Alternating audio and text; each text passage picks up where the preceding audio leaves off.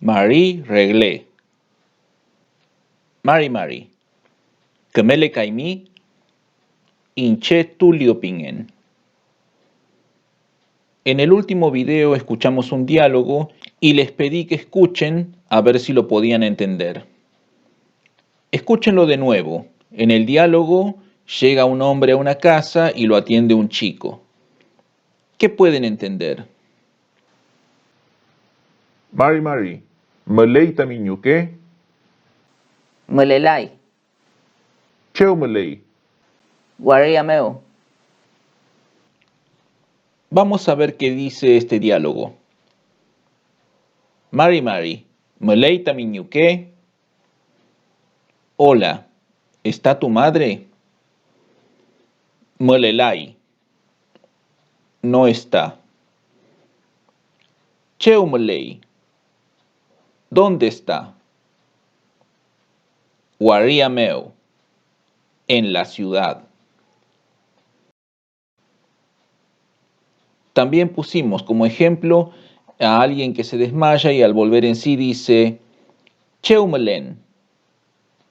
Cheu quiere decir dónde y melen termina en n, es estoy. ¿Dónde estoy? Cheu melen.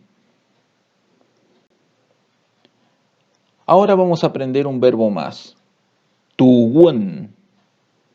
Provenir, tener origen. La raíz, que es la parte que no cambia, es esta. Poniendo la parte final, o sea, las tres conjugaciones que ya conocemos, podemos armar estas frases. Inchetuwun, yo provengo, yo tengo origen. Eimi tuwimi, tú provienes, tú tienes origen. Fei tuwi, él o ella proviene o tiene origen. Ahora puedo decir de dónde provengo. Tuwun puelmapu meu. Tengo origen en Puelmapu. Tengo origen en la Tierra del Este. Y si uso cheu, que ya dijimos que quiere decir dónde, puedo preguntarle a alguien de dónde proviene. Cheu tuwimi. ¿Dónde tienes origen? ¿De dónde provienes? También puedo preguntar de dónde proviene otra persona. Cheu tuwi tamiñuque. ¿De dónde proviene tu madre? Vamos a hacer una aclaración. Las terminaciones que vimos son la N, para decir que soy yo, y mi, quiere decir que sos vos, y es él o ella.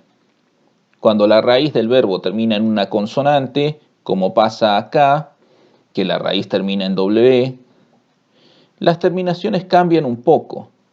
Acá aparece una sexta vocal para rellenar el espacio. Pero esto es solo un detalle de la escritura, y lo que queremos hacer es hablar. Lo importante siempre va a ser el sonido.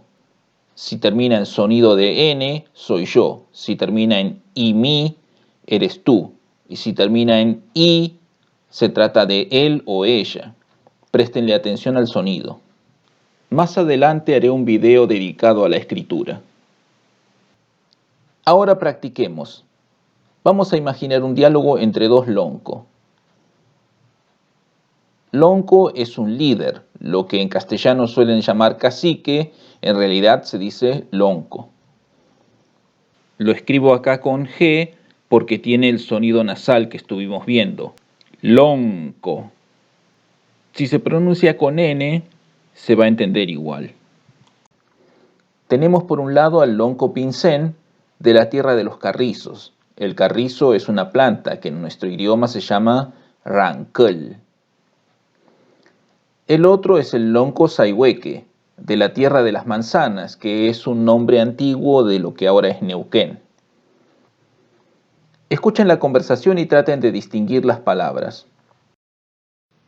Mari lonco, Mari lonco, Ineiping eimi, Incheta piseñ. Ei mi kai. Inche saiweke pingen. Cheu tuwi mi peñi. Inchetugun ranquil mapumeu. Ei mi kai. Inche tugun manzana mapumeu.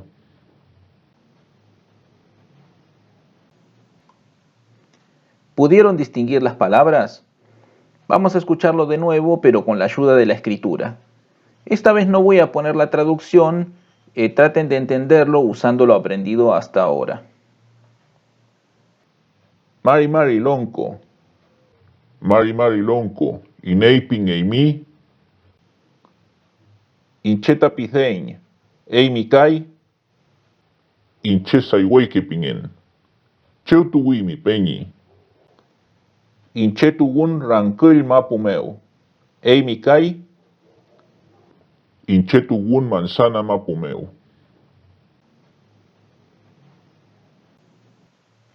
Felei.